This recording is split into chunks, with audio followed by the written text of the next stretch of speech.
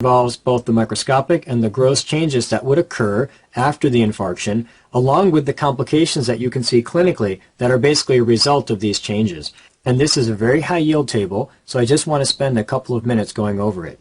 The first thing I'd like to remind you of is just a general principle. We're really going to focus here on these microscopic changes, and everything else will be a derivative of that. Let's go back and remind ourselves from a global picture of ischemia and necrosis, that the first thing that's going to happen when you cut the blood supply to the cells and the cells die is you're going to get coagulative necrosis. Now, coagulative necrosis basically implies that you're going to remove the nucleus from the cell. Remember that the hallmark of the dead cell is removal of the nucleus, and so you're going to get pycnosis, karyorrhexis, and karyolysis. And that is going to be your sign of coagulative necrosis. So that's the first thing that's going to happen. The second thing that's going to happen is that acute inflammation always follows necrosis. And so you're going to bring in neutrophils and macrophages. Now, after you get acute inflammation, which is going to clean up all of the dead tissue, the next phase will be healing. And because the heart is a permanent tissue, you're not going to be able to regenerate the heart. Instead, you're going to form scar. And remember that the foundation of scar is granulation tissue. And so the next phase will be granulation tissue. And then finally, the granulation tissue will be converted to a scar. So again, three key phases: coagulative necrosis, inflammation, and healing. Now the next point is that you have to understand when each of these phases is going to occur. Now the way by which I like to remember this is to simply remember 1 day, 1 week, 1 month. And so what's going to happen? For the first day, you're going to get coagulative necrosis. After that first day, then you're going to get inflammation for up to 1 week, and inflammation will begin with neutrophils and then progress to macrophages, and after 1 week you're going to get granulation tissue, and then it's going to take 1 month for that granulation tissue to be converted to scar. Alright, so 1 day, 1 week, 1 month, and those are the key sort of dividers of the major phases that are going to occur during the process. Now with that in mind, let's look at the chart. So what do we say? We say that for the first 24 hours, the key thing that's going to happen is coagulative necrosis. Now during the first 4 hours, you really don't get any changes at all. There are no microscopic changes, hence there will be no gross changes. The key complication during that first 4 hours is going to be cardiogenic shock. If you have a massive infarction, the heart will completely fail, and you'll get loss of blood supply to the vital organs, which is basically called shock. Again, inability to maintain systemic blood pressure with lack of blood flow to vital organs. So that's the one complication in that first 4 hours. Another complication that can arise in that first 4 hours is you can get congestive heart failure, which is when blood begins to back up and is not being pumped forward well. And so that the hallmark of that is a decreased ejection fraction. And the final complication would be arrhythmia. Arrhythmia is an early complication that occurs in that first day. Now, after the first 4 hours, you're going to begin the process of coagulative necrosis, and that's going to take 1 day. Again, the hallmark of coagulative necrosis will be pycnosis, karyorrhexis, karyolysis, and what you're going to see on gross exam will be dark discoloration of the heart. Now, the key complication in that first 24 hours when you've got the initial injury along with the coagulative necrosis will be arrhythmia. And basically the idea here is that if you've damaged the conducting systems of the heart, it's going to become evident in that first 24 hours when the cells are dying. And if it doesn't happen in the first 24 hours, it'd be less likely to occur as you move forward, because if you've damaged it, and you would see it within the first 24 hours. Now, of course, at the milestone of 1 day, the next thing that's going to happen over the next week is going to be acute inflammation. Remember that from 1 day to 1 week, you're going to have acute inflammation. The very initial phase of that will be neutrophils, and they'll come in from day 1 to day 3, and then the macrophages will come in from day 4 to day 7.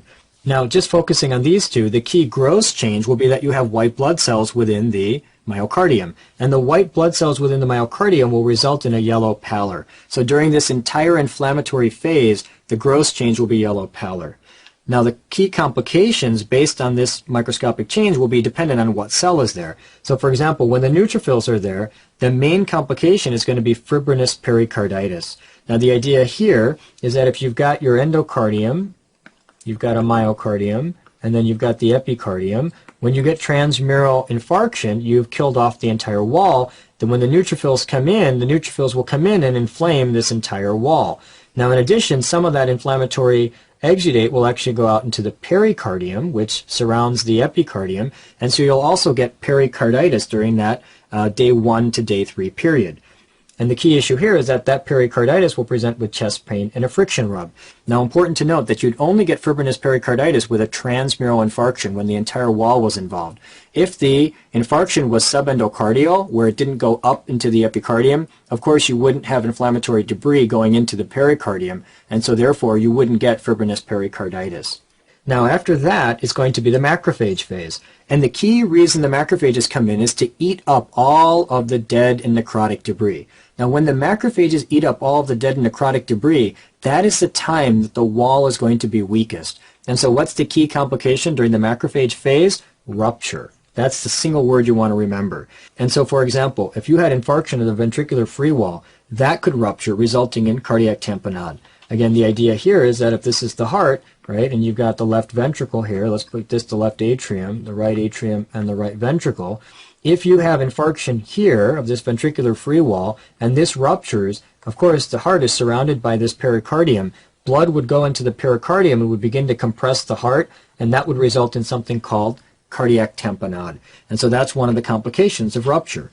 Another complication of rupture would be to rupture the interventricular septum, leading to a shunt. So again, if this is your 4 chambers of the heart, and this is the right ventricle and left ventricle, and you've got an infarction here, if this ruptures, you're now going to create an opening between the right and left ventricle, and that could result in shunting of blood from the left ventricle to the right ventricle. In addition, you can get rupture of a papillary muscle, and this would lead to mitral insufficiency.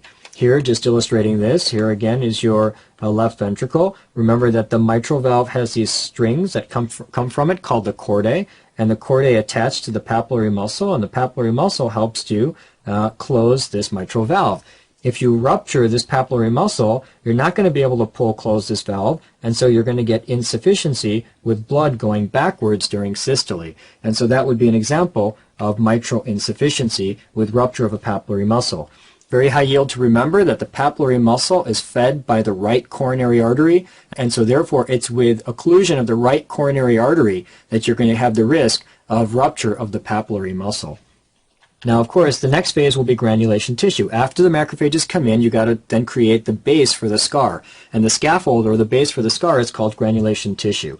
So granulation tissue, its hallmark will be plump fibroblasts, collagen, and blood vessels. Now, because there are so many blood vessels, what you're going to see on gross examination is a red border coming in from the outside of the dead tissue. Now, the reason it comes in from the outside of the dead tissue is the following. If this is the area of necrosis, then the blood vessels are going to come from the normal tissue out here and begin to grow into the area of necrosis to form the granulation tissue. And so initially what you're going to see is a red border to the area of the dead tissue, and that is going to be the hallmark of granulation tissue. And so that's why we say here that when granulation tissue comes in, you'll see a red border emerging from the edge of the infarct. Now the final stage is that the granulation tissue will be converted to fibrosis, or a scar. And so what you're going to see on gross exam will be a white scar. Now recall that the scar is not as strong as the myocardium. So you took away myocardium and you put in place a scar. So because now you've weakened the wall of the ventricle, that's going to increase the risk for aneurysm, or balloon-like dilatation of the ventricular wall. Once you've got a scar, you're not going to have good movement of the wall. And in addition, if you have an aneurysm, that's only going to further complicate the fact that you're going to have stasis along that wall. So that's going to increase the risk of a mural thrombus, or a thrombus forming along the wall of the scar.